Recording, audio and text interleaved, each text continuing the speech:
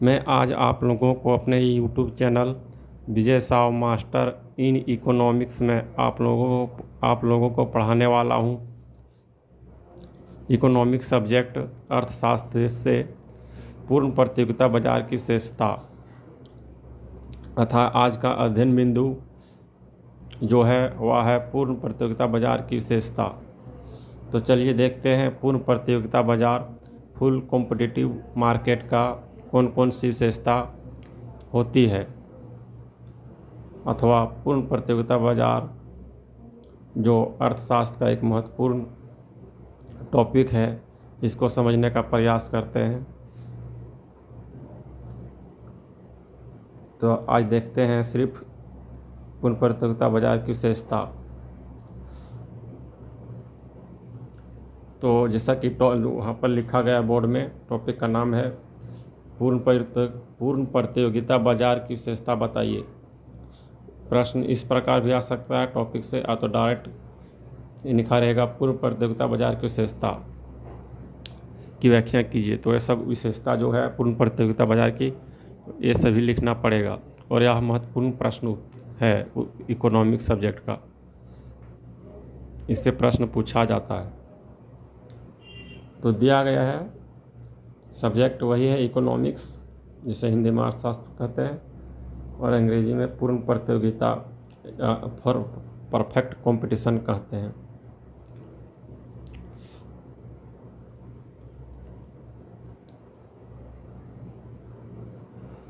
तो देखते हैं इसकी विशेषता कौन कौन सी। पहला है, यहाँ से शुरू होता है इसका उत्तर,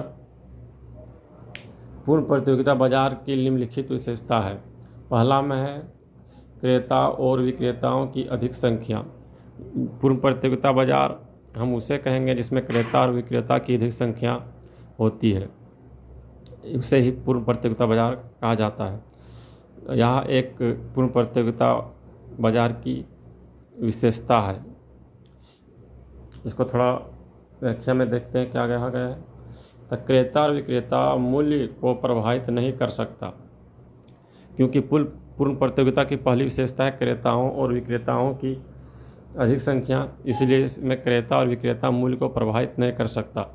क्योंकि अगर कोई एक क्रेता वस्तु को नहीं खरीदना चाहेगा ताकि उसका कम कीमत हो जाएगा तब खरीदेंगे, तो उसका कीमत कम नहीं हो सकता, क्योंकि दूसरा विक्रेता उसको खरीद लेगा। क्योंकि इसमें पूर्ण प्रतियोगिता बाजार में बहुत अधिक मात्रा में क्रेता और विक्रेता पाया जाता है, जिसके कारण क्रेता और विक्रेता मूल्य को प्रभावित नहीं कर सकता है। दूसरा में है पूर्ण प्रतियोगिता बाजार की विशेषता एक रूप वस्तु। पूर्ण प्रतियोगिता बाजार में सभी एक रूप वस्तु होती है, एक रूप वस्तु का उत्पादन किया जाता है पूर्ण प्रतियोगिता बाजार में। इसका थोड़ा विस्तार में देखते हैं, एक्सप्लेनेशन करते हैं कि पूर्ण प्रतियोगिता बाजार में इस समरूप वस्तु क्या है। तो इसमें देखिए क्या लिखा है, सभी फर्मों द्वारा उत्पादित वस्तुएं रंग, रूप, आकार तथा गुण में एक रूप होता है। वस्तु विभेद नहीं पाया जाता है। कहने का अर्थ है कि दूसरा जो पूर्ण प्रतियोगिता बाजार की विशेषता है वह है एक रूप वस्तु।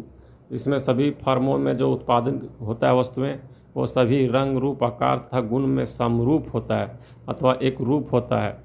इसमें वस्तु विभेद नहीं पाया जाता है। मतलब कहने का अर्थ है कि जो भी कंपनी किसी वस्तु का उत्पादन करता है पूर्ण प्रतियोगिता में, वह सभी एक जैसे वस्तुओं का उत्पादन करता है। उसका रंग, रूप, आकार तथा गुण भी एक ही जैसा पाया जाता है पूर्ण प्रतियोगिता बाजार में। जैसे ले लीजिए किसी बिस्कुट को, तो अलग अलग कंपनी भी बिस्कुट का उत्पादन करते हैं, उसका आकार भी, साइज, रंग, रूप सब एक ही होता है।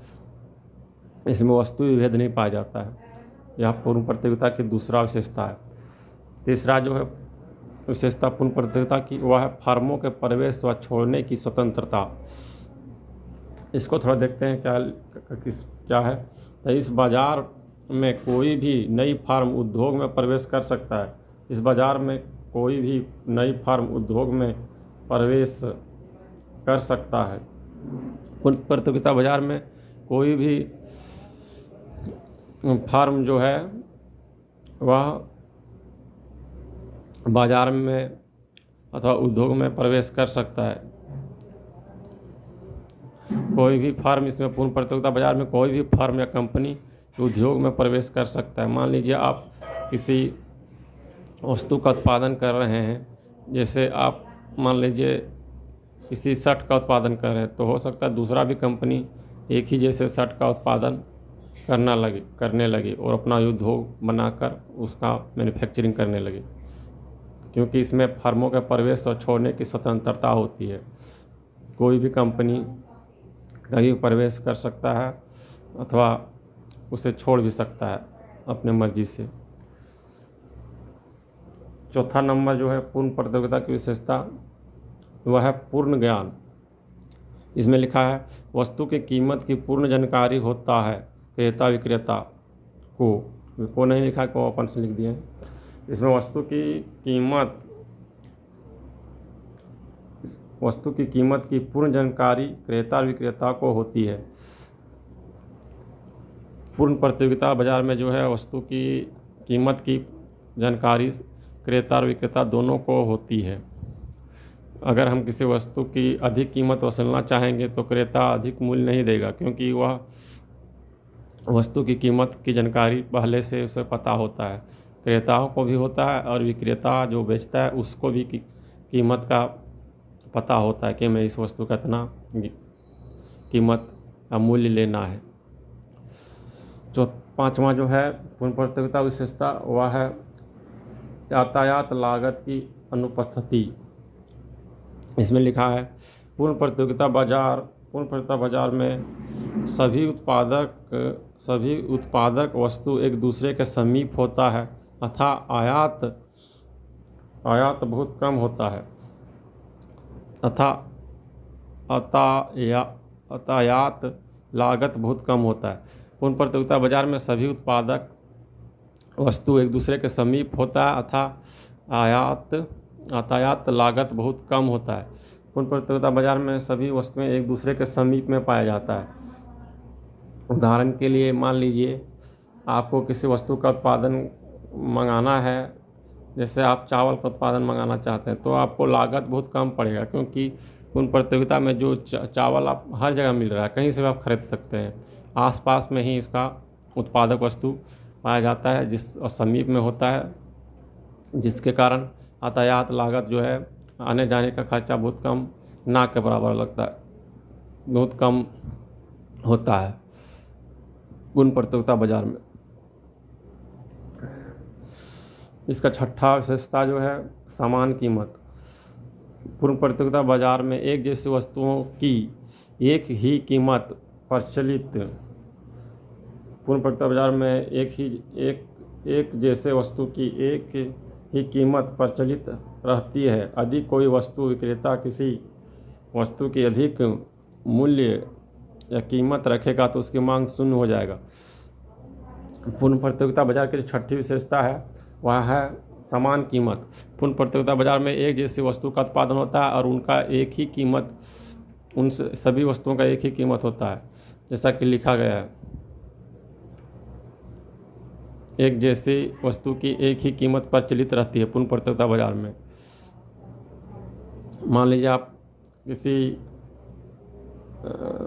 कोई वस्तु का खरीद रहे हैं, जैसे एक जैसे वस्तु का मान लीजिए आप किसी दुकान से आप बिस्कुट खरीद रहे हैं तो दूसरे दुकान पर भी उस बिस्कुट का उतना ही मूल्य होगा। नहीं, ये नहीं कि आज पार्ले जी कहीं 10 रुपया का मिल रहा था, कहीं 5 रुपया का, और एक ही वजन मात्रा और आकार में दोनों का गुण सेम रहता है, दोनों का प्राइस भी सेम रहता है, इसमें अधिक मूल्य नहीं होता रहता है।